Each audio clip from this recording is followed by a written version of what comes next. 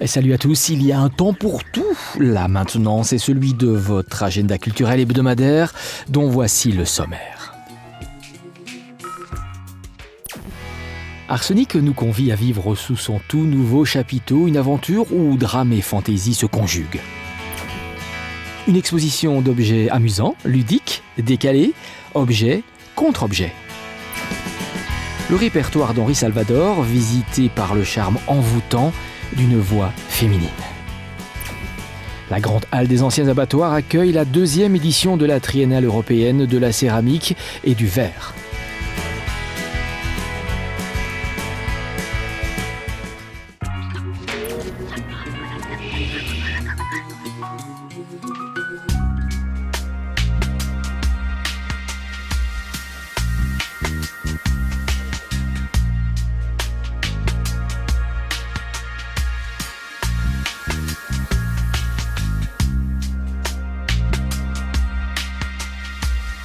La grande halle des anciens abattoirs à Mons accueille la 2e édition de la Triennale européenne de la céramique et du verre, organisée par le Conseil mondial des arts appliqués.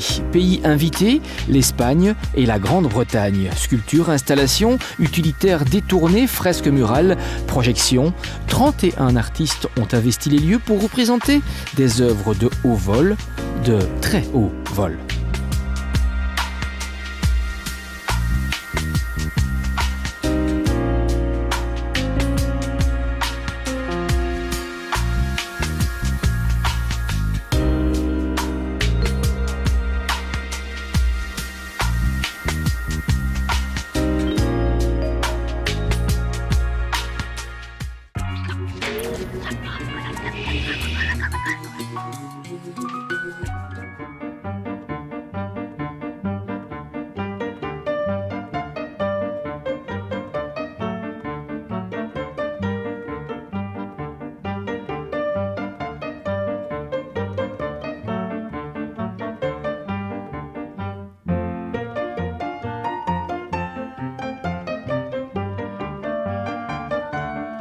La région de Mons-Borinage a abrité au 19e et 20e siècle bon nombre de manufactures de céramique renommées.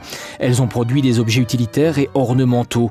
Aujourd'hui, elles ont disparu, mais des amateurs éclairés ont contribué à en garder la mémoire, soit en constituant un musée, comme à Nimy, près de Mons, soit en collectionnant avec passion les pièces issues de ces ateliers. L'exposition Trésors domestiques est l'occasion de présenter une sélection parmi les plus beaux objets ornementaux produits dans ces manufactures régionales, quand la passion des collectionneurs sauve de l'oubli nos trésors domestiques.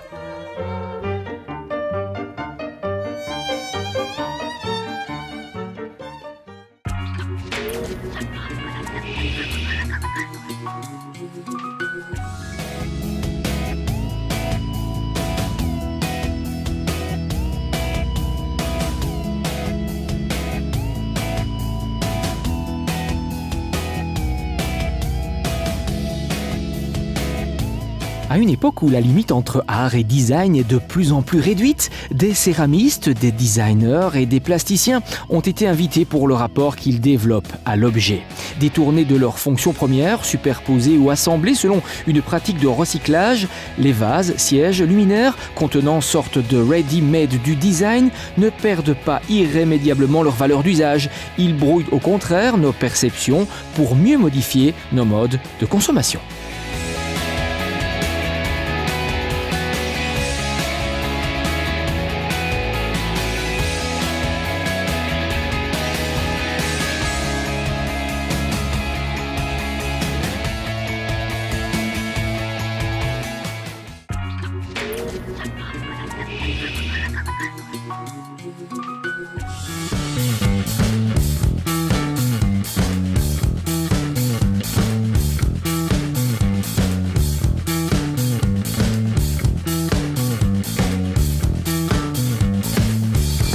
Les liens entre culture et agriculture sont caractérisés par leur permanence et leur réciprocité.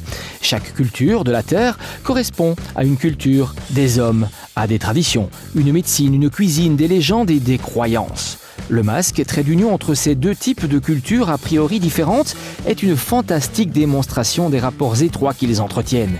Il est présent aux travaux des champs ou les imite. Il est aussi souvent fabriqué à base de produits venus en droite ligne de l'agriculture. Quand l'agriculture démasque la culture.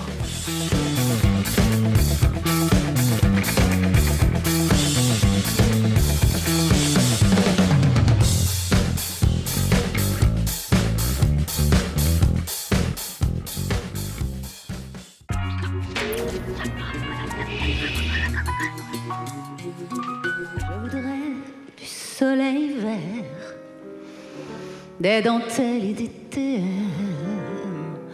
des photos de bord de mer dans mon jardin d'hiver. Le répertoire d'Henri Salvador, visité par le charme envoûtant d'une voix féminine. Une prestance captivante entourée de ses complices et multi-instrumentistes Pascal Michaud et Jean Van Lint. Marie-Christine Maillard nous entraîne dans son jardin d'hiver, parfois émouvant, drôle, pétillant, énergétique, authentique, tendre et avec élégance. Elle a une façon très personnelle de nous raconter Salvador. Une approche originale et un univers singulier. Telle serait la définition du concert présenté par Marie. Dans le petit escalier, oh ouais, qui n'en finit pas de monter.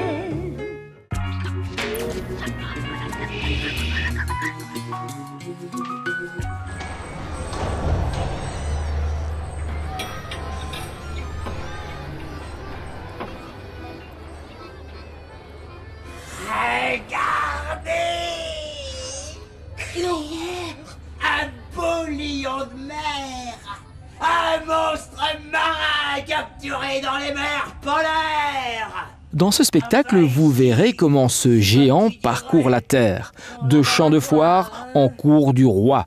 Tombe amoureux d'une toute petite femme, découvre la vanité et le cynisme, connaît la gloire, puis le déclin. Cette fable moderne sur le diktat des apparences, que l'on doit à la plume de Peter Turini, s'inspire d'une histoire vraie, celle d'un géant qui vécut en Autriche à la fin du 19e siècle. Arsenic nous convie à vivre sous son tout nouveau chapiteau, spécialement construit pour l'occasion, une aventure où drame et fantaisie se conjuguent. Mais il souffre! Ah, forcément! Bingo! Bingo! Un gorille! Un gorille aussi grand qu'un homme!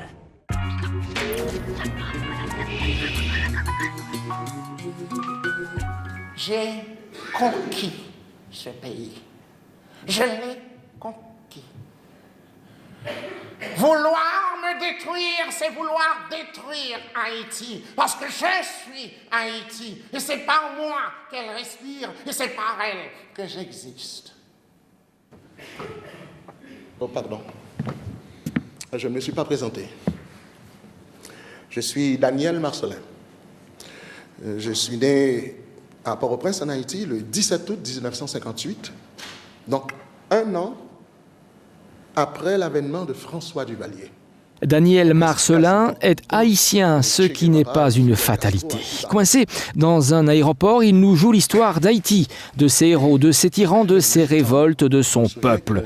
Haïti est un spectacle sur Haïti, à la croisée de sa grande histoire et de l'histoire anecdotique de Daniel Marcelin, né en 1958 sous le règne des Duvalier et qui a connu le régime d'Aristide et ses dérives. Mais aussi parce que j'avais le taux très clair, beaucoup trop clair, pour François Duvalier. Babadoc.